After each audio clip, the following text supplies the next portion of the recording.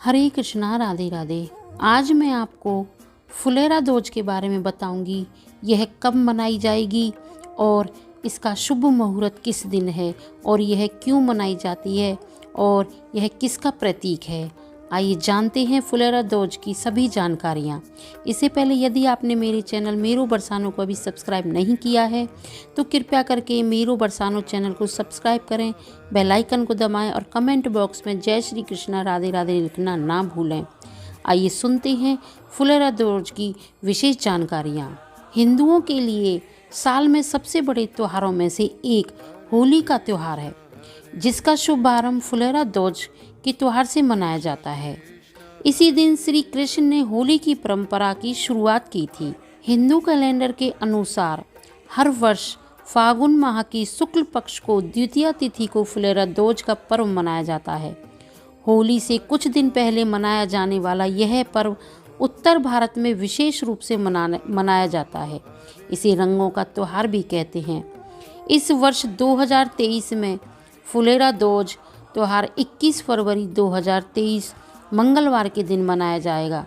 फागुन माह के शुक्ल पक्ष की द्वितीया तिथि 21 फरवरी सुबह 09:04 पर शुरू होगी और वहीं द्वितीय तिथि की समाप्ति अगले दिन 22 फरवरी 2023 को प्रातः 05:57 पर होगी। फुलेरा दूज बसंत पंचमी और होली के बीच आता है। अपने इस समय के कारण फुलेरा दूज पर श्री कृष्ण मंदिरों में, जिसमें भगवान श्री कृष्ण को आगामी होली की तैयारी करते हुए दर्शाया जाता है, विशेष दर्शन आयोजित किए जाते हैं। यह त्यौहार राधा और कृष्ण के मिलन के दिन के रूप में मनाया जाता है। ब्रज क्षेत्र में विशेष रूप से मथुरा और वृंदावन में फुलेरा दूज एक महत्वपूर्ण दिन होता है। फुलेरा दूज पर यहाँ के मंदिरों को भव्य रूप से सजाया जाता है।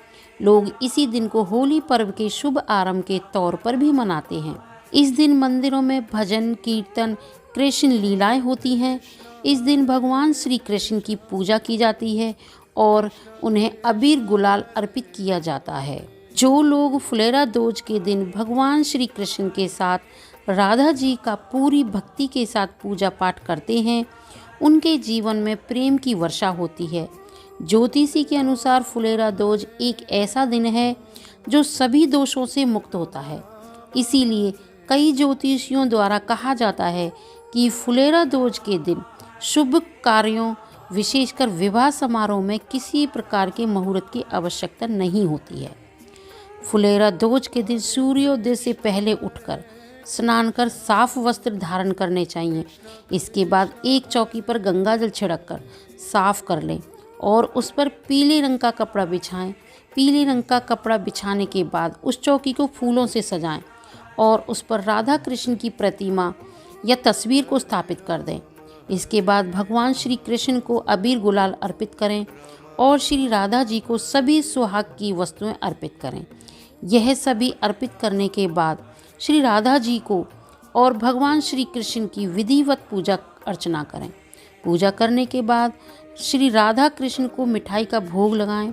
इसके बाद श्री कृष्ण को चढ़ाए गए गुलाल से अपने माथे पर तिलक करें और उसे अपने गालों पर भी लगाएं। महिलाएं राधा जी को चढ़ाए हुए सुहाग के सामानों में से कोई एक चीज़ अपने पास रख लें और बाकी की सामान किसी सुहागन स्त्री को दान में दे दें।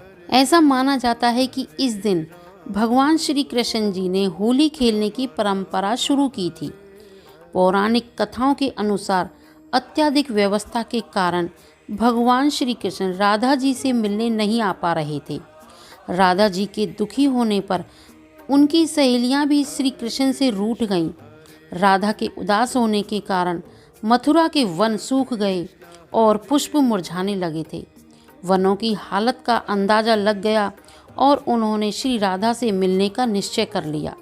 श्री कृष्ण जैसे ही श्री राधा जी से मिलने वृंदावन पहुँचे, श्री राधा जी खुश हो गईं और चारों ओर फिर से हरियाली सी छा गई। पास के मुरझाए पुष्पों खिल उठे और जैसे ही भगवान श्री कृष्ण ने उन फूलों को खिले हुए देखा और उसे तोड़ लिया और श्री राधा जी को छेड़ने के लिए उन पर मारने लगे।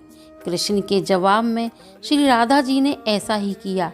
यह देख वहाँ मौजूद ग्वाले और गोपियाँ भी एक दूसरे पर फूल बरसाने लगे। मान्यताओं के अनुसार इस दिन फाल्गुन मास के शुक्ल पक्ष की द्वितीया तिथि थी, इसलिए इस तिथि को फुलेरा दूज के नाम से जाना जाता है। फुलेरा दूज पर फूलों की होली खेलने की शुरुआत हुई, इसीलिए कहा जाता है कि भगवान श्री कृष्ण ने सबसे पहले श्री राधा और गोपियों के संग होली खेली थी। लेकिन कुछ मान्यताओं के अनुसार कहा जाता है कि फुलेरा दूज से होलिका दहन के लिए गाय के गोबर से ब्रुकलियाँ बनाई जाती हैं। उनके सूखने के बाद उनकी माला बना दी जाती है, क्योंकि फाल्गुन मास के शुक्ल पक्ष की पूर्णिमा के दिन इन मालाओं को होलिका के रूप में पूजा जाता है। इसके बाद उसी दिन सायंकाल को इनका दहन करके होलिका का उत्सव मनाया जाता है। तो यह थी फुलेरा दूज की संपूर्ण जानकारी। ऐसी ही जानकारियाँ प्राप्त करने के लिए आप हमारे चैनल मेरो बरसानों को सब्सक्राइब करें और बेल आइकन को दबाएं, ताकि आपके पास सभी वीडियोज़ की नोटिफिकेशन सबसे पहले आ जाए। हरे कृष्णा, राधे राधे।